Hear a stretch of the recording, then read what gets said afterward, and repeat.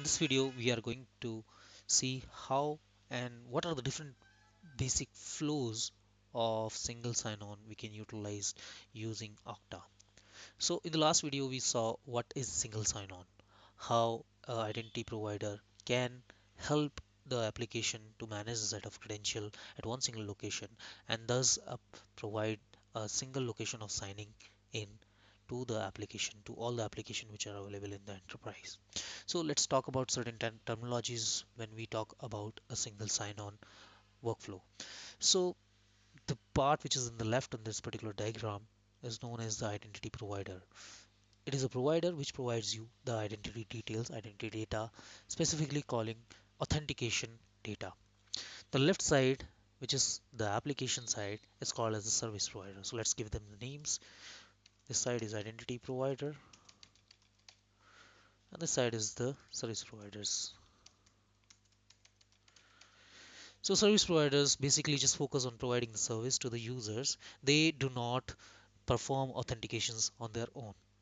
Similarly, identity provider are specific or special applications which expertise on the identity data, and thus they can perform authentication on their end. So this kind of amalgamation in which you are connecting an identity provider to a service provider, in this is called as the trust establishment. So a service provider trusts the identity provider, hence it is delegating all the authentication functions of its own to the identity provider. That means the service provider will not perform any kind of authentication. Instead, it will rely on the data of the identity provider about the identity. So there is a kind of communication happening between service provider and identity provider, in which service provider will raise a request to identity provider so that they can know who the user is. Now identity provider will perform their own mechanism at the backend to authenticate who the user is, and once they know who the user is, identity provider will communicate to the service provider back that this is the identity which is trying to log into your application, and uh, this is what you can do with this particular identity. You can decide whether you want to you want to provide the resource to the identity or not.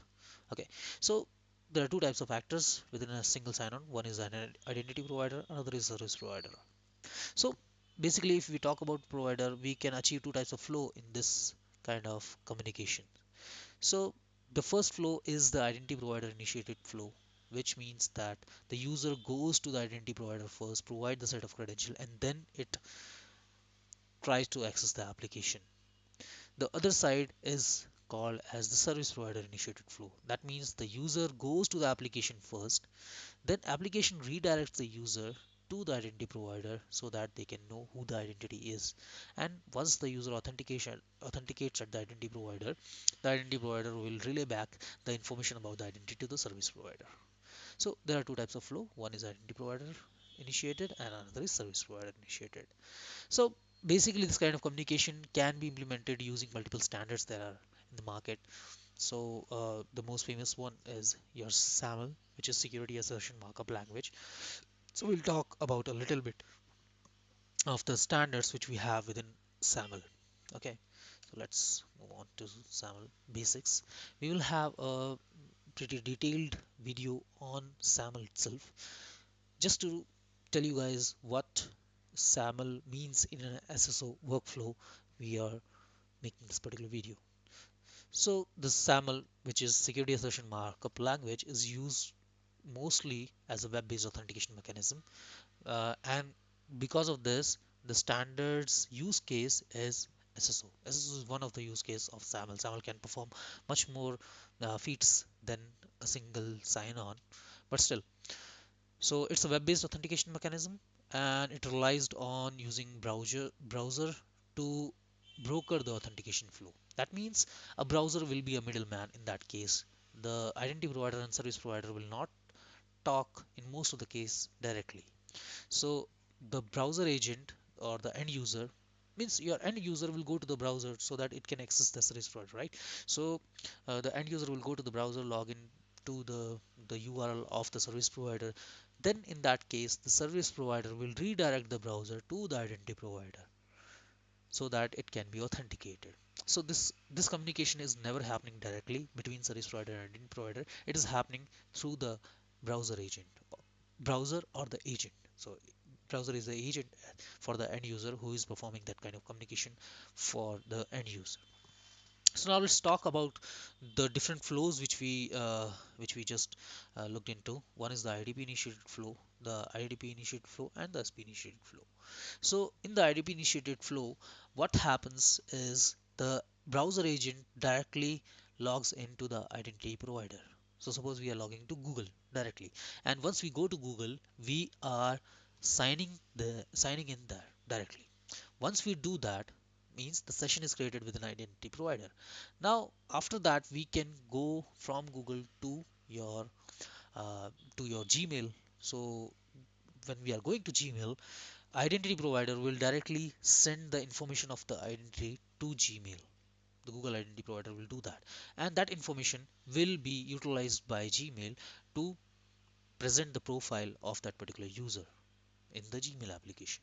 So that is what we have in the identity provider initiated flow. We will discuss more in detail about these flows when we talk about SAML in a specific video. So let's just this is just for your information. The next kind of flow is SP initiate flow. SP initiate flow begins at the service provider end. In that case, the end user directly goes to the service provider, and the service provider redirect the end user with the SAML request, and that redirection happens to the identity provider. Identity provider will read that SAML request. It came through the browser itself, and once the SAML request is read, the SAML request will say, I don't know this particular user or browser agent. Please authenticate that user on my behalf. So identity provider will identify the user or authenticate the user at this particular step, fourth step, and then the fifth step will be IDP. Identity provider will generate the SAML assertion and send it back to the browser. And the browser will then release the SAML assertion back to the service provider. And if the user is authenticated, the service provider send the security context to the browser. That means the session details to the browser. And then once the user is authenticated, the browser will request the resource from the service provider, and service provider will respond with the requested resource. So let's talk about this particular flow again. In the first step, the user can go to either place, either can identity provider or to the service provider. If we are talking about the SP initiated flow, it begins at step number 2. So what happens here is the service provider redirect the SAML request back to the browser, and then SAML request has to be submitted to the identity provider's URL. So this is an SP initiated flow, means it the SAML communication started from service provider's end. Then the next step is the browser relays the SAML request to the identity provider's URL. And the identity providers, once the SAML request is SAML request is read by the identity provider's job is to authenticate the user. So that is the fourth step. Identity provider will authenticate the user, and then once the user is authenticated, identity provider knows who the user is. Then in that case, identity provider will generate a token or an artifact or a message which is called as assertion, the SAML assertion, and this SAML assertion will contain the data about the identity or the user. And once it is done, it is sent back to the browser in the step number 5. Now the browser will relay this information back to the service provider, and this information is consumed by the service provider, and this information will contain the identity details. On the basis of those identity, the service provider will send the security context or the session detail to the browser. It may be in the form of a cookie or in a URL parameter. So this kind of information is redirected back to the user browser so that the session can be tracked for the user. After that, the browser will request the actual resource which they want to access, the user want to access. It will request the resource from the service provider. Since user is already authenticated, service provider will respond with the requested resource. This was complete service provider initiated flow. The identity provider initiated flow begins at step number 4. That means the end user directly go to identity provider, and identity provider authenticates the user. We will not look into all the steps that is before that, because it is identity provider initiated flow. So in this flow, the identity provider, once the user is authenticated, will generate an SAML assertion and send it back to the browser.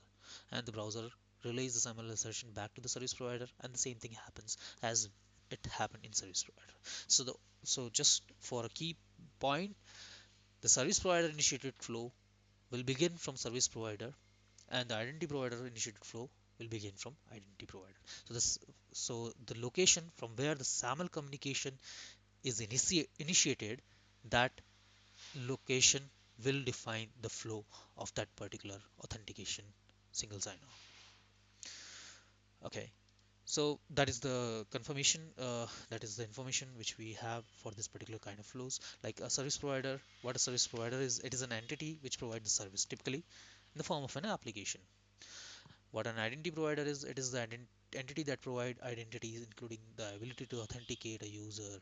It typically contains the user profile and additional information that is required by the service provider, so that it can show the user the actual portfolio of the user. Now, that may contain first name, last name, job code, phone number, address, etc., according to the requirement of the service provider. Now, there is another terminology which is called a SAML request. SAML request is also known as the authentication request, and it is always generated by the service provider. And this request uh, is an authentication request generated by service provider. It will say it is a simple request for authentication of the user. It does not know who the user is. It is simple request that will trigger the authentication for the user. Now the SAML response is generated by the identity provider. It is a result of the SAML request.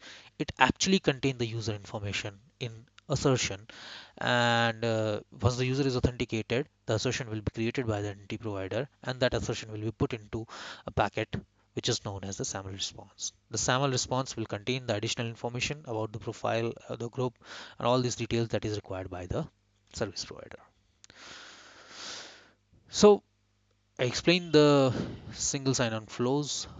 This is the same in the slide. There is two different sign-on flows, which authentication can be handled by SAML, SP initiated, and IDP initiated.